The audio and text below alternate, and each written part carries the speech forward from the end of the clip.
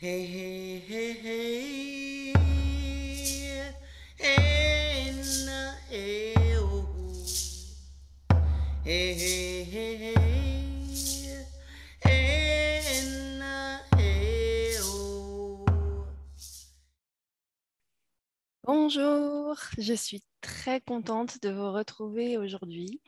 Donc, on est maintenant à ce temps de la troisième mère originelle, celle qui pèse la vérité. Et aujourd'hui, la première carte de ce cycle, ça va être le panier au fardeau.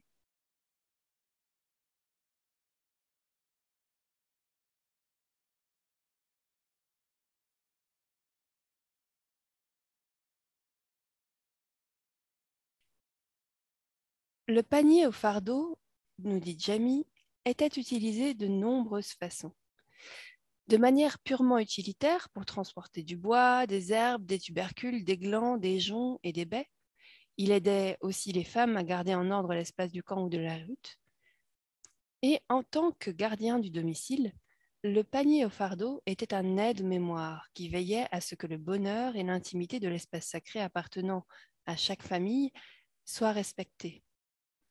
Lorsque le panier au fardeau était suspendu à l'extérieur de chaque domicile, il rappelait à chaque visiteur la force de caractère requise pour savoir mettre de côté ses propres problèmes. Alors voilà, on commence à approcher un petit peu cette thématique. Ne vous en faites pas, si vous ne comprenez pas grand-chose, on va vraiment aller en profondeur avec ça et étape par étape. Mais déjà, vous commencez à percevoir qu'il y a deux dimensions. La dimension vraiment tangible, physique de l'objet, et puis celle un peu plus symbolique qui est en rapport avec l'espace sacré et qui concerne l'objet une fois qu'il était pendu à l'extérieur d'un domicile. Donc là, vous voyez, il s'agit d'une sorte de forme plutôt conique, tressée, faite de joncs, avec une lanière et puis ensuite avec des décorations de cuir qui pendent. Voilà. Ce panier au fardeau était principalement utilisé pour recueillir et ramasser des petites brindilles de bois, du petit bois. Et ce petit bois servait ensuite à allumer donc des feux pour cuire la nourriture ou bien des feux de grand-mère. Alors, pourquoi des feux de grand-mère? C'est devenu une appellation à part entière.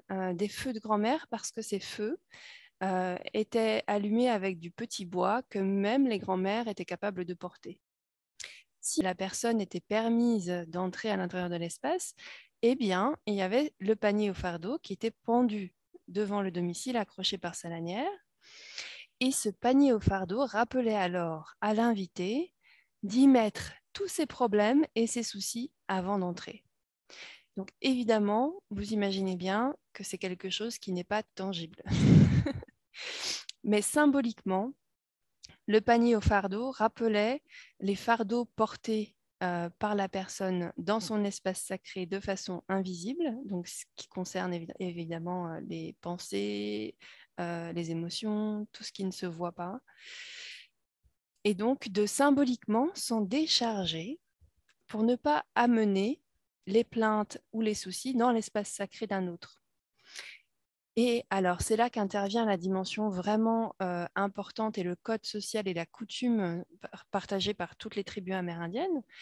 C'est-à-dire que si, avec ce rappel du panier au fardeau, un invité qui était permis d'entrer à l'intérieur de l'espace sacré ne laissait pas tous ses soucis, tous ses fardeaux à l'entrée et qu'il troublait l'ordre, l'harmonie d'une famille en se plaignant, en faisant des commérages ou en étant de mauvaise humeur à l'intérieur du domicile de la famille, eh ben, il n'était plus jamais admis à l'intérieur de ce domicile. C'est assez radical, mais c'est comme ça que Jamie le dit dans la carte. Euh, que c'était vraiment perçu comme avoir de très très très mauvaises manières et très impoli de se déverser dans l'espace sacré d'un autre et que chacun était responsable de son espace sacré, y compris tous ses fardeaux invisibles. Donc les pensées, les soucis, les douleurs, comme on l'a compris. Et dans la façon d'être et de se comporter chez les Amérindiens de toute tribu, c'était la même chose. Donc, on voit que si cette coutume était pratiquée chez les Amérindiens, ce n'était pas par une quelconque dureté envers ses concitoyens et pour faire en sorte qu'il n'y ait pas de confidence, de lien ou d'aide apportée mutuelle entre les personnes. C'est parce qu'il y avait vraiment la considération non seulement de l'espace sacré des uns et des autres et ce respect de ne pas venir se décharger, de ne pas venir faire porter à l'autre son fardeau, mais en plus que c'était une façon d'honorer la capacité de chacun, en fait, à rentrer à l'intérieur de lui et à avoir cette réponse par son lien au grand mystère.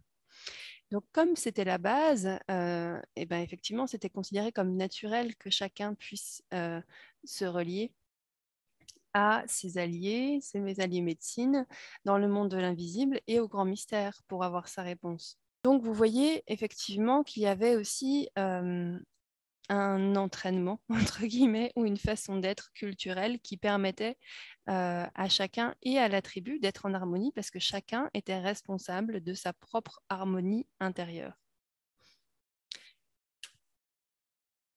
Je vais partager avec vous une autre citation. Vous allez comprendre aussi par cette citation comment ces coutumes, cette façon de vivre permettait aux Amérindiens d'avoir une vie sociale aussi particulière. Voilà la citation. Si chacun prenait en considération l'espace sacré des autres avant d'agir ou de parler, il serait très facile de nos jours de vivre en communauté de façon équilibrée et harmonieuse. En tant que symbole de la force intérieure nécessaire pour pouvoir tenir seul notre propre conseil et pour porter notre propre fardeau sans se délester de ce poids sur les autres, ces paniers au fardeau sont aujourd'hui encore des enseignants qui nous apprennent à avoir confiance en notre capacité d'obtenir des réponses et d'acquérir des connaissances grâce à notre connexion au grand mystère et à nos alliés médecine. L'autonomie est la clé de tous les enseignements qui se rapportent au panier au fardeau. Donc voilà, là vous comprenez comment tout ça fait lien et comment cette notion d'espace sacré qui n'est pas pour rien non plus dans la première mère et qui va être la base, le fondement de tous les autres, eh bien, s'est traduit avec cette pratique grâce au panier au fardeau et pouvait donner effectivement une façon harmonieuse de vivre ensemble, parce que chacun était responsable de sa propre harmonie intérieure. On va maintenant terminer par une dernière citation qui va nous permettre de comprendre le point de vue non seulement de la tribu, mais le point de vue plus collectif terrestre que nous permet aussi cette carte et cette autonomie intérieure lorsqu'elle est pratiquée. Elle nous dit « La force intérieure provient de la confiance que nous accordons à notre connaissance personnelle et à la pratique qui consiste à n'aller chercher de l'aide ou des conseils à l'extérieur que lorsque nous avons étudié toutes nos autres options. Lorsque les enfants de la Terre auront appris aussi bien l'autonomie que l'interdépendance, notre panier au fardeau commun pourra un jour être jeté dans le feu de la création. La fumée qui s'élèvera de ce feu sera le signe que toutes les prières en faveur du 5e monde de paix s'apprêtent à être exaucées. » Voilà, donc ça donne un beau message effectivement d'espoir en lien avec ce 5e monde. Le fait que nous avons aussi un fardeau collectif d'un équilibre peut-être planétaire qui n'est pas encore parfaitement établi et respecté par chacun, et que ce fardeau, nous allons aussi pouvoir nous en délester peut-être un jour quand chacun aura pris soin de son espace personnel et quand, dans cette justesse que nous aurons appris à trouver, nous parviendrons ensemble à une justesse collective et partagée. Voilà, j'espère que cette première carte vous a appris autant que moi.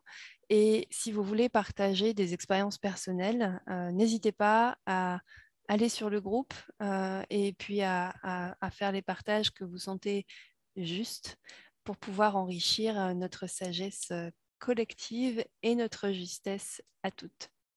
Très très belle journée. I'm not saying